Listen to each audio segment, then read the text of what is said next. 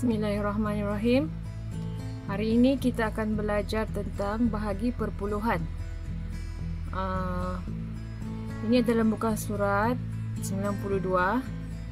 Okey, Umi akan bagi contoh untuk perpuluhan yang pertama. Bagaimanakah untuk kita bahagi nombor perpuluhan dengan nombor bulat? 1/5 dibahagi dengan nombor 5. Okay, first nombor yang di luar ni kita buat sifir. 5, 10, 15, 20. Okey, kemudian tengok nombor yang permulaan. Adakah 1 boleh bahagi dengan 5? Okey, tidak boleh. 1 tidak boleh bahagi dengan 5. So, kalau tidak boleh, kita letak kosong di sini. Kemudian kita darab. 5 darab kosong, kosong. Letak di bawah. Kita tolakkan. 1 tolak kosong, 1. Okay, perpuluhan tu, perpuluhan yang ini, bawah naik atas. Okay, lepas tu, baru bawah turun 5. Sekarang 15. 15 bahagi dengan 5. Kita dapat 1, 2, 3. Yang ketiga. So, 3 letak atas. 3 darab 5 ni, 15. Letak di sini jawapan. Bila kita tolak, dah habis. So, jawapan dia adalah 0.3. Ingat, perpuluhan ni, bawah sahaja naik atas. Okey, untuk contoh yang kedua. 2 kilogram kek dipotong kepada 8 bahagian yang sama besar. Berapakah jisim sepotong kek? Ini untuk nombor bulat dibahagi dengan nombor bulat. Cuma dalam ni kecil, nilai dia kecil, yang ini besar. So, first untuk buat bahagi kita buat rujukan sifir 8. 8, 16, 24, 32, 40. Okey, bolehlah. Okey, kemudian kita tengok 2. Bolehkah 2 bahagi 8? Tidak boleh. Kalau tidak boleh, mesti letak kosong. Kosong darab 8 dapat kosong. Tolak macam biasa, dapat 2. Tiada lagi benda yang boleh diturunkan. Tiada lagi nombor yang lain di sini. Tiada. So, setiap nombor bulat, titik perpuluhan dia mesti ada di depan dia. Ataupun ibarat nokta lah. Sebenarnya ada, tapi dia hidden untuk nombor bulat ni. Okey. So, macam mana nak buat kalau macam ni? Okey, kalau nombor bulat yang tiada nombor di sebelahnya, kita letak titik perpuluhan. Kemudian kita tambah kosong. Okey. Kosong ni letak bawah. Macam biasa, kalau ada dalam nombor, kita boleh letak bawah. Ingat, yang macam pertama tadi, perpuluhan ikut di atas. Bawah naik atas. Okey, kemudian 20 ni kita semak dengan sifir. Yang paling hampir adalah 16. So, ini adalah yang kedua. 2 letak di atas. 2 kali 8, 16. Tolak macam biasa. Ini jadi 1. Menjadi 10. Tolak ini jadi 4. Ada lagi baki. Tak nak habiskan. Kita tambah lagi kosong di sini. Sudah tambah, letak dia di bawah.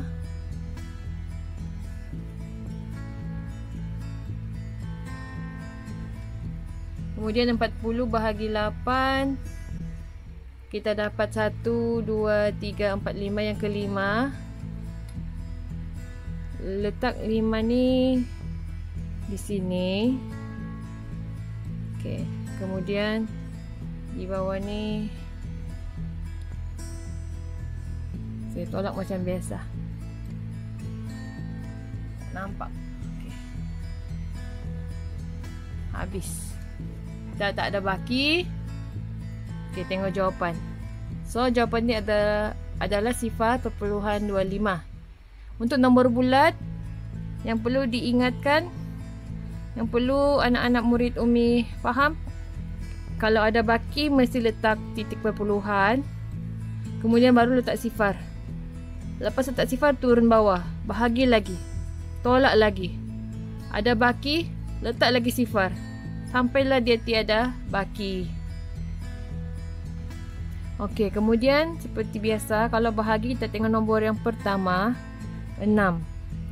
6 boleh tak bahagi 9? Tidak boleh. So, bila tidak boleh, kena letak kosong di atas. Kemudian, kosong darab 9, kosong. 6 tolak kosong, macam biasa, dapat 6. Ada nombor, so turun terus. Cek lagi, 63. Boleh tak bahagi 9? Dapat yang ke 1, 2, 3, 4, 5, 6, 7. Yang ke 7. 7 letak atas. 9 darab 7, 63. Habis. Tiada baki. Ingat, bila ada titik perpuluhan, naik terus. Bagi sama macam butang baju. Ada nombor, turun lagi. Dan cek lagi. Bolehkah 7 bahagi 9? Tidak boleh. Kalau tidak boleh, mesti letak sifar. Sifar darab 9. Sifar. Kemudian kita tolak. Baki dia 7. Sebelah ni ada nombor, so boleh turunkan sahaja. Dapat 72. Rujuk sifir, kita akan dapat yang ke-8.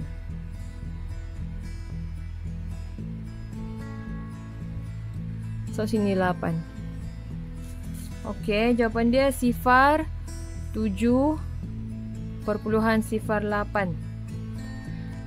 Macam Umi bagi terang dulu, sifar yang di hujung-hujung boleh buang. Kalau ada sifar sebelah sini boleh buang. Kalau yang permulaan pun sifar tu boleh buang. So, jawapan dia hanya boleh tulis macam ini sahaja. 7,08. Sifar yang tengah-tengah ni bermakna kalau dia tiada, jawapan jadi salah. Sebab dia memberi nilai kepada 8. Kalau yang ini tidak memberi apa-apa nilai, dia buang atau kita tulis tetap nilai yang sama. Okey, seterusnya Umi akan tunjuk macam mana kita nak bahagi dengan 10, bahagi dengan 100 dan bahagi dengan 1000. Okey, untuk nombor-nombor ni Umi panggil dia nombor yang special sebab kita boleh bahagi dengan teknik yang mudah, iaitu teknik yang hanya perlu menggerakkan titik ke kiri mengikut bilangan sifar. Kita guna ombak-ombak sahaja. Okey, kita lihat contoh yang pertama. 32 bahagi 10. Cara satu dia menggunakan bentuk lazim macam tadi. Buat sifir 10, rujuk 1, 1, 4 tak boleh, bahagi 10, letak sifar, 4 tolak sifar, 4, naik titik, turun 3, rujuk lagi, sifir 10 dapat 4, turun, tolak, naik, turun, tolak, naik sampai tiada baki. So, jawapan dia sifar perpuluhan 432. Okey, ini cara bentuk lazim. Okey. Lihat contoh ni yang tadi. Kita guna teknik ombak. Ingat 10 hanya ada satu sifar. Maknanya satu sifar mewakili hanya satu gerakan. Kalau bahagi, ingat bahagi kita pergi ke sebelah kiri. Ingat huruf I, huruf I. Bahagi ke kiri. Berapa kali nak gerak? Kita tengok ikut bilangan sifar. Kalau 10 sekali. Kalau 100 2 kali. Kalau 1000 3 kali. Okey, kalau ini 10 1 kali gerak. Dari mana nak gerak? Mesti gerak dari titik.